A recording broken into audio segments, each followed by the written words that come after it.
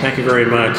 It's an extreme honor to be here to celebrate the life of the legendary Luca. I want to sincerely thank the Cavalli-Sforza family for providing me the opportunity to share some feelings and experiences. Luca inspired many geneticists and biologists of all sorts. Many have been already presented talks, but I'm a cultural anthropologist, and he was my first and most important mentor in my life.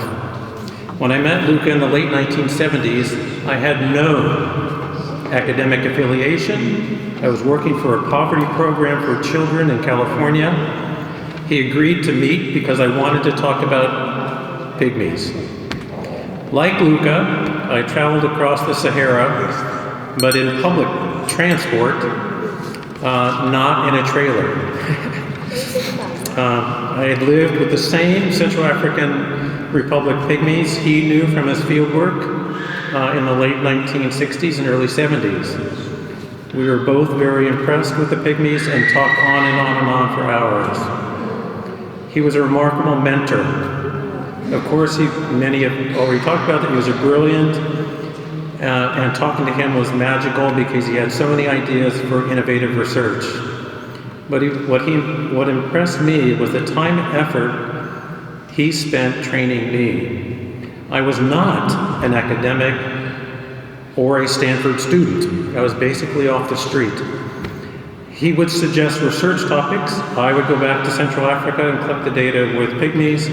And when I returned, he sat with me for hours at his desk, just like this, side by side, showing me how to do the statistical analysis by hand. No software programs at that time. And writing our paper by hand with me. He was incredibly patient with my lack of quantitative skills. Cultural anthropologists are not known for their quantitative skills. And how to write a scientific article.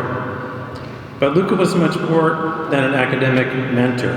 He was the kindest, sensitive, compassionate, one of the most kindest, sensitive, and compassionate people I've ever met in my life. He was a second father to me and a role model.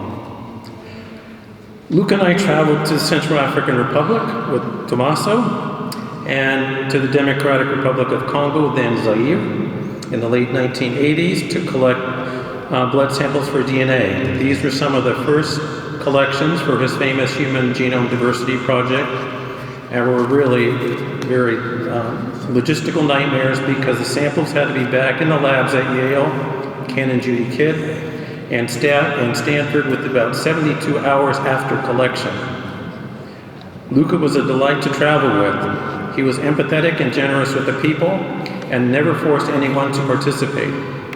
Usually we had someone cook for us, but he always helped with the pasta every night. And every night we had banane flambé. I don't know if the slides here show the White House where Luca and Tommaso stayed in Bagandou in the Central African Republic. Luca generated my interest in a variety of topics, from how far pygmies travel during their lifetime, to causes of death, to sexual behavior. He said if I did the study of sexual behavior, I would become very famous. But this is one prediction. My wife and I did the study, and this is one prediction that did not turn out to be true. But they do have sex 3 times a night, anyway.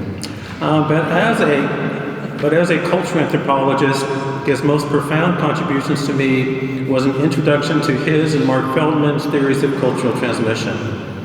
He stated several times to me that an understanding of the mechanisms of genetic inheritance from Mendel revolutionized genetics, and consequently he felt that a precise understanding of the mechanisms of cultural transmission would revolutionize anthropology. I tried to carry this innovative torch, but unfortunately the revolution in cultural anthropology did not occur because of the discipline's suspicion and rejection of biological models and approaches to culture. On the other hand, his ideas have revolutionized studies of culture by biologists, archaeologists, economists, political scientists, and many other disciplines, and we now have a Cultural Evolution Society. One of the slides there, had some of the publications that Luke and I did together. The one that I really wanted to talk about, one of the publications has been cited hundreds of times. Another publication we have has been cited 3 times. And the one that is cited 3 times is on Mbuti Pygmy women's bark cloth designs. And I really wanted to highlight that Luca was very much interested in the cultural arts.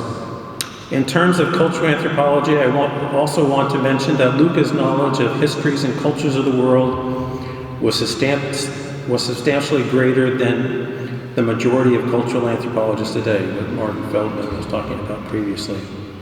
Finally, Luca made my current life possible.